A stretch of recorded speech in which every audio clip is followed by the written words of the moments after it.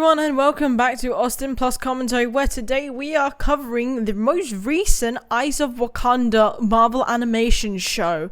4-episode show, shall we say, and it was actually pretty okay. It wasn't the best, in my opinion.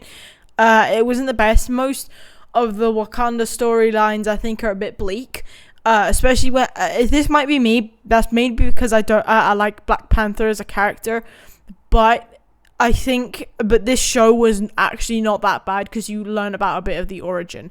So I thought we'd go through a quick review of what happened in the show, like best moments, typical characters, you know the whole thing. So let's get into it. Now, with every single episode, there's only 4 episodes, so you had to think of which one was the most impactful and most fascinating of the whole story. I'd rather put their images on screen rather than try and butchering their names. But this person, I think she was very cool because she was considered she was like an old Dora Milaje character. No, not character, but a soldier. Got kicked out because she was too reckless and stuff. But then she was sent on this mission by the Dora Milaje.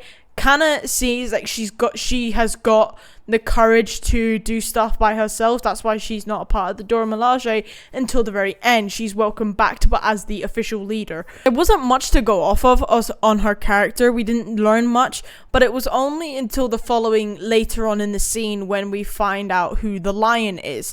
The Lion is also an outcast from Wakanda who wanted to use the technology, and I like his character because yes, he's the conflicting side, but he also demonstrates the idea of there's 2 sides to every story. And I think that is one of the quotes that I said in this, which is why I think it's so fascinating. And when he says something, it's like, so they told you what their thoughts are, but not what mine are. I wouldn't say he's a villain per se. I mean, I know this. They demonstrated him as the villain and the dictator, and I get that, but he's not a major villain.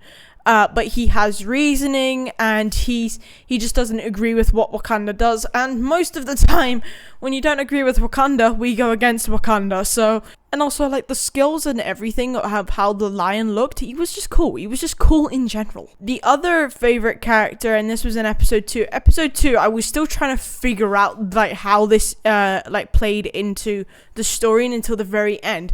When they were talking about the Trojan horse and everything, it shows how Wakanda was rewriting history under our noses, or under the noses of the Marvel Cinematic people. This character I thought was good because I kind of got the idea that he was a spy, but also he was still trying to be a nice person, but he was sent there on a mission. And I think that doesn't apply a lot to the people who are outsiders to Wakanda. They don't understand the importance of their things, of certain aspects, such as their jewelry, such as their vibranium.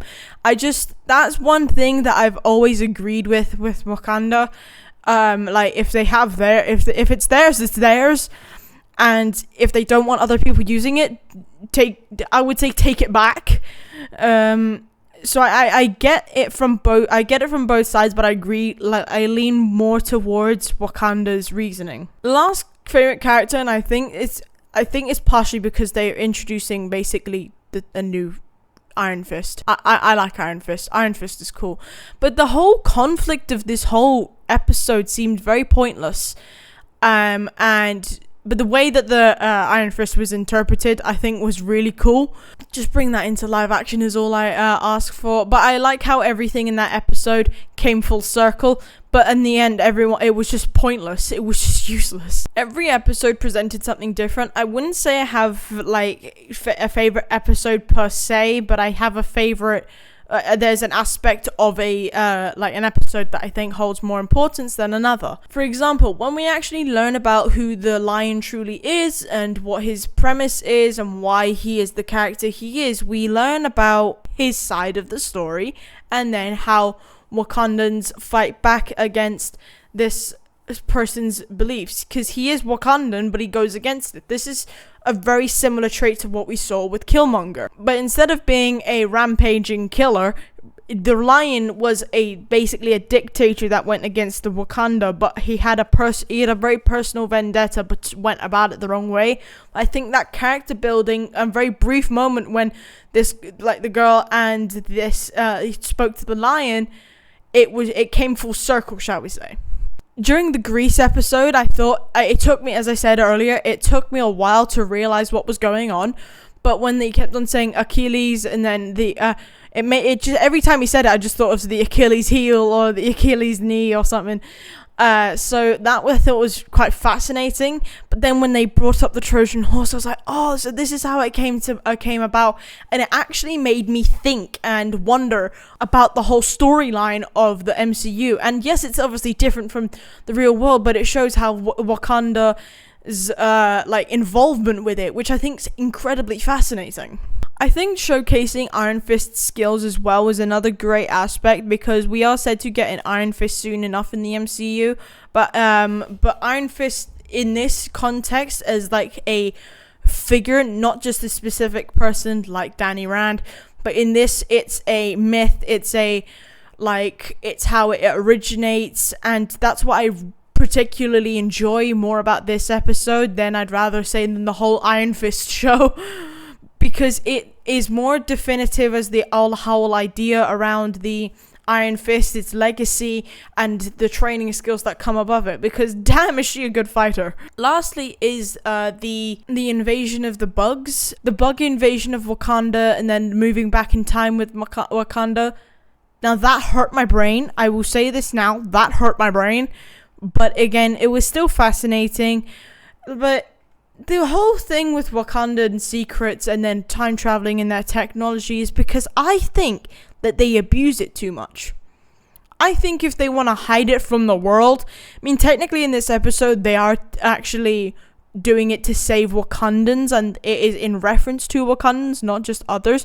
But I think they abuse their abilities and technological advancements. Anyway, in this episode, we find out that in the near future that Wakanda is taken over or into a wasteland by these bugs. And apparently these are actually accurate to the comics. It seems like one of those cliche storylines that I was just so... it kind of irked me a bit. But that was just more my thought process on that. People are wondering what are the chances of a season 2. I am not too sure if the season 2 has been confirmed or not, but it wouldn't make sense if they did 4 episodes. I think if they wanted to prolong this to a few seasons, do more than 4 episodes, because that seems very... Yes, they each have their own different story, and if you want to do something like that, it just wouldn't make sense to do a second season if they've done 4 episodes. If they do a second season with more episodes, maybe, and if they stick to that, potentially, but I highly doubt it. I know Marvel Zombies is only gonna have 4 episodes, but please give me more seasons of that. I know I'm gonna love it. Overall, I thought this show was pretty okay. It was, to me, as I said, these stories are not that intriguing to me, because I'm a big fan of the Black Panther stuff, so that's kind of where I veered off my interest for this, but it was still okay, don't get me wrong. Lastly, people are wondering what its impact on the MCU is. I have no clue. I tried thinking about this when I was planning this video. I have no clue. It's a good insight to what Wakanda stands for and the origination of Black Panther, Killmonger, and characters like that. But I don't know. But without further ado, everyone, that is the end of today's video. I do hope you all enjoyed it, and if you did, please leave a like and subscribe and comment what else you would like to see on this channel. And without further ado, I hope you have an amazing day as always, and I'll see you all in the next one. Bye. Yeah.